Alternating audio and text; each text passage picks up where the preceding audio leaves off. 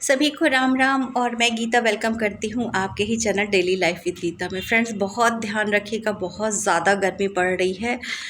मेरे यहाँ गोरखपुर में तो बहुत ही ज़्यादा गर्मी पड़ रही है, वो भी उमस वाली गर्मी पड़ने लगी। अच्छा, एक चीज़ मैंने नोटिस की है कि यहाँ पे मैं काम करती हूँ तभी देखिए मेरा वीडियो जाता है, ठीक है। तो यहाँ पीछे मेरे 2 लाइट जलती हैं, उसी की यहाँ पे धुंध ऊपर जो बनती है और बहुत क्लियर मतलब पिक्चर नहीं आ पाती है, लेकिन मेरी मजबूरी है, मैं कुछ करते हुए ही आपको दिखा पाऊँगी। हाँ, तो ये बिना जलाए मेरा काम ही नहीं हो पाएगा। तो खैर, उसको देखने वाली मेरी वीडियो नहीं कुछ ऐसी होती है, मेरी वीडियो सुनने वाली होती है। आप कहीं मोबाइल को ऐसे चला करके छोड़ दीजिए और कान में आपकी आवाज़ जाती रहे। मेरी वीडियो उस तरीके की होती है कि आप अपना काम भी करते रहें और बातों को सुनती रहें। तो चलिए शुरू करते हैं आज का टॉपिक। तो हमारा आज का टॉपिक जो है वो है कि दूसरे के कपड़े सिलने में डर लगता है। सिलाई बहुत अच्छी कर लेती हूँ, फिनिशिंग भी अच्छी है, फिटिंग भी अच्छी दे लेती हूँ, लेकिन अभी तक इतना कॉन्फिडेंस नहीं आया है कि मैं दूसरे के कपड़े सिलूँ। और मैं इसी सिलाई को अपना करियर बनाना चाहती हूँ। कॉन्फिडेंस आ ही नहीं रहा है, क्या करूँ? जी हाँ, ये बहुत सारी बहनों के क्वेश्चन है, बहुत सारे बच्चों के ये क्वेश्चन है कि सिलाई में देखिए स्कोप तो बहुत ज़्यादा है, बहुत अच्छी अर्निंग इसमें आप कर सकते हैं, आपकी मेहनत के ऊपर है। लेकिन अगर आप एक भी शौकियान भी शुरू करते हैं तब भी आप देखेंगे कि महीने में आपकी अर्निंग कितनी हो जाएगी। कोई दो राय नहीं है, कोई शक नहीं है, कोई डाउट नहीं है अगर स्टिचिंग का बिजनेस आप करते हैं। अब मैं आपसे कहूँगी कि मैं उन्हीं चीज़ों को कवर करती हूँ या उन्हीं चीज़ों पे ज़्यादा बात करती हूँ जो कि मैं करती हूँ। जी हाँ, वो तो है, लेकिन जो लोग इस बिज़नेस को नहीं करते हैं वो भी दूसरों को देख के ये चीज़ ज़रूर उनके मुँह से निकलता होगा कि सिलाई में तो बहुत पैसा है। देखिए, पैसा भी है, मेहनत भी है। मैं बार-बार कहती हूँ बिना मेहनत के कोई काम नहीं होता है, तो पैसा भी है, मेहनत दोनों है। लेकिन अगर जहाँ हमें पैसा मिल रहा है वहाँ मेहनत बिल्कुल नहीं खलती है और बिना मेहनत के कुछ होना भी नहीं है। तो चलिए शुरू करते हैं अपना मेन टॉपिक। मुझे ये बताइए, आपको डर क्यों लगता है? क्या ऐसा है कि आप इतना ज़्यादा डरती हैं कि मन भी कर रहा है, काम भी करना चाहती हैं और डर भी लग रहा है? ये कैसे होगा? दोनों चीज़ें तो नहीं हो सकती है ना?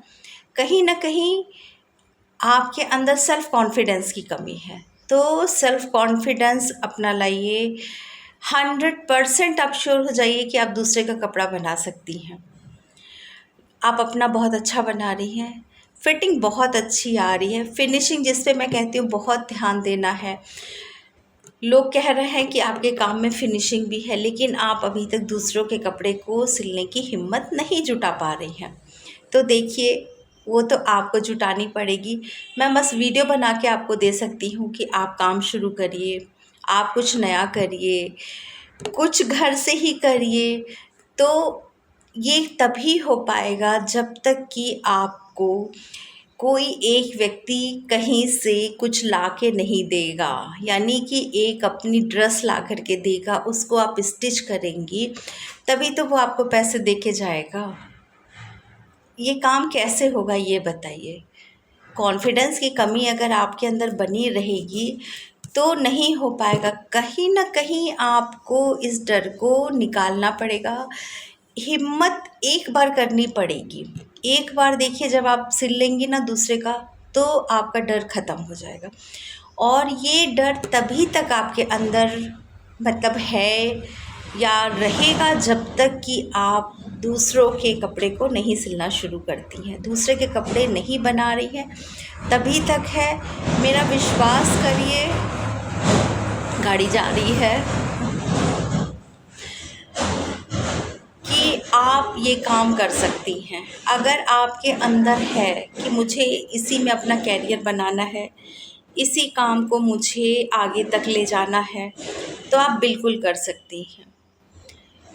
और फिर मैं आपसे कहूँगी, मतलब आप सभी से कहूँगी कि अपने कपड़े में फिनिशिंग लाने की कोशिश करिए, अपने कपड़े को बहुत कायदे से बनाने की कोशिश करिए।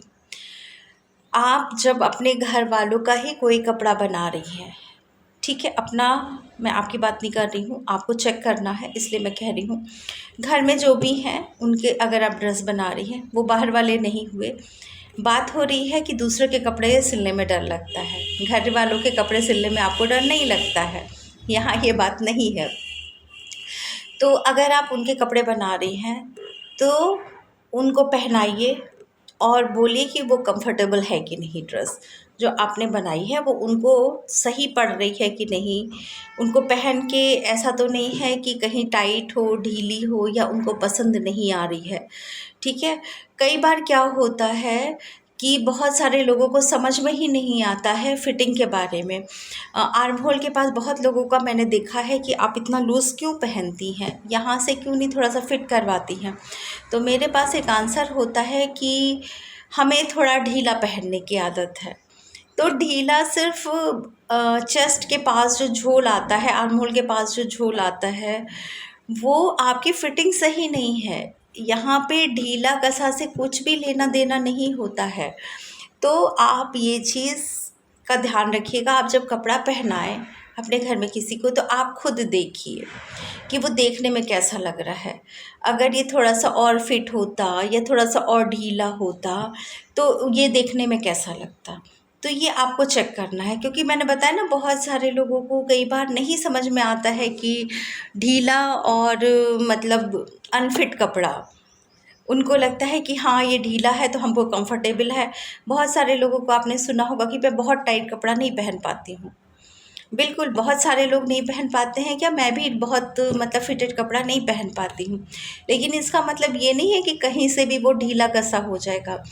ढीला बनता है, एक बराबर बनता है, मतलब सब तरफ से आपको बराबर लगेगा, बहुत कंफर्टेबल लगेगा, उसको कहते हैं। लेकिन अब ये कह दीजिए आर्म होल के पास, चेस्ट के पास लूज़ आ रहा है, कमर के पास बहुत लूज़ आ रहा है, तो उसको आप ढीला कहेंगी, नहीं वो ढीला नहीं है, वो अनफिट कपड़ा है, वो आपका सही नहीं बना है कपड़ा, ये अंतर होता है।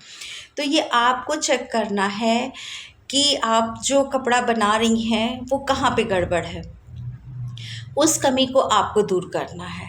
ठीक है, बहुत सारे लोगों को देखिए, अब जैसे एक मैं ब्लाउज़ का लेके चल रही हूँ, एक बहन का कमेंट भी आया था कि बिना डोरी लगाए और कंधा मतलब डोरी ना लगानी पड़े, और कंधा और आर्म होल कितना लेंगे कि हमारा ब्लाउज़ जो है सरके ना। तो उस पे मैं आपको कटिंग की वीडियो दिखाऊंगी, तब समझ में आएगा। तो अभी तो मैं उसके बारे में नहीं जा रही हूँ क्योंकि वो एक अलग टॉपिक हो जाएगा, वो तो कटिंग का वीडियो हो जाएगा। कटिंग मतलब कि बहुत डिटेल में कितना आर्म होल शोल्डर लेना है वो हो जाएगा। तो यहाँ पे हो रही है बात दूसरी। तो यहाँ पे आपको देखना है कि आप जो ड्रेस बना रही हैं कहीं उसका कंधा तो नहीं सरक रहा है, ऐसा तो नहीं है बार बार उनको खींच के ऊपर करना पड़ रहा है, अंदर से स्टेप दिख रहा है।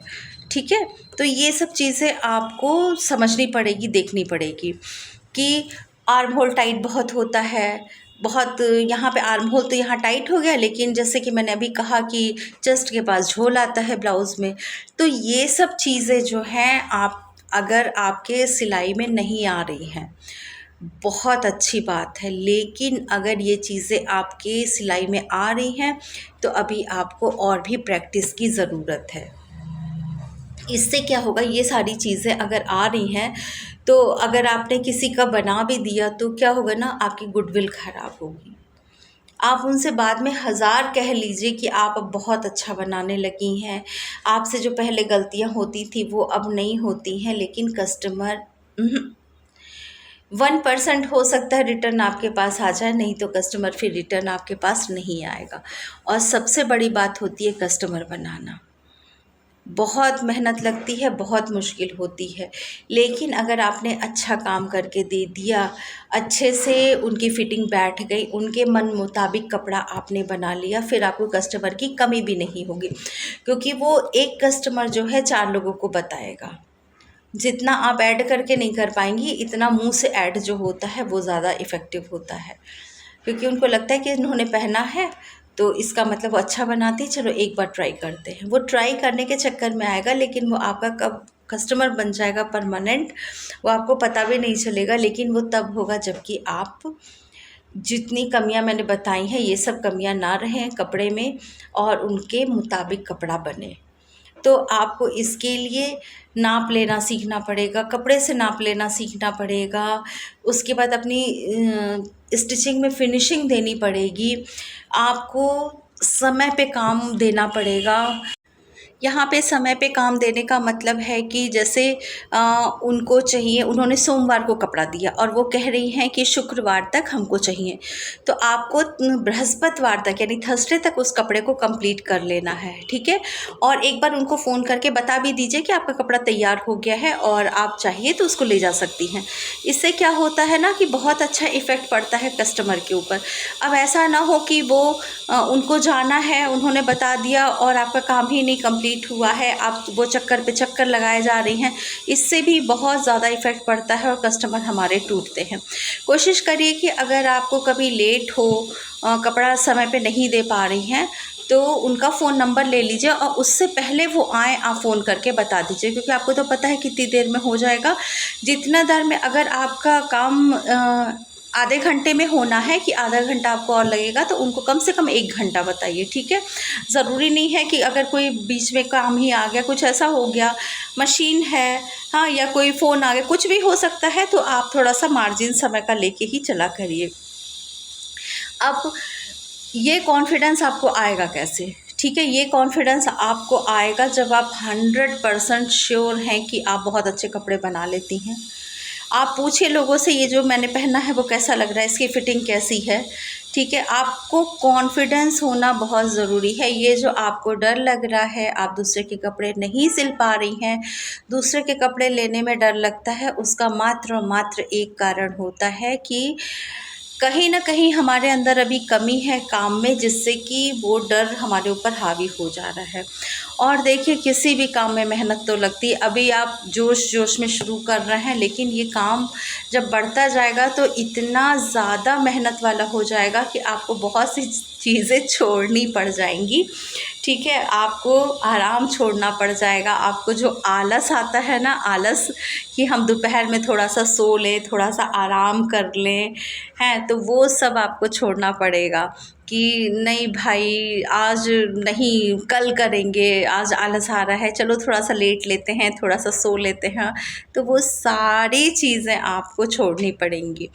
अगर इतना सब कुछ आप कर सकते हैं तो बहुत आराम से इस काम को आप कर लेंगे। और देखिए, एक चीज़ मैं और बता दूँ, जितने लोग इस गर्मी के मौसम में काम को शुरू करने की सोच रहे हैं, ठीक है, तो ये मान के चलिए कि आपको गर्मी लगनी है। आप जब कटिंग करेंगे, आप जब कभी-कभी ऐसा होता है अस्तर को आप मेन फैब्रिक से जोड़ रहे हैं, आपको पंखा बंद करना पड़ेगा, तो वो गर्मी भी सहनी पड़ेगी, अपना आराम भी छोड़ना पड़ेगा। आराम मतलब कि अपने कंफर्ट ज़ोन से बाहर आना पड़ेगा।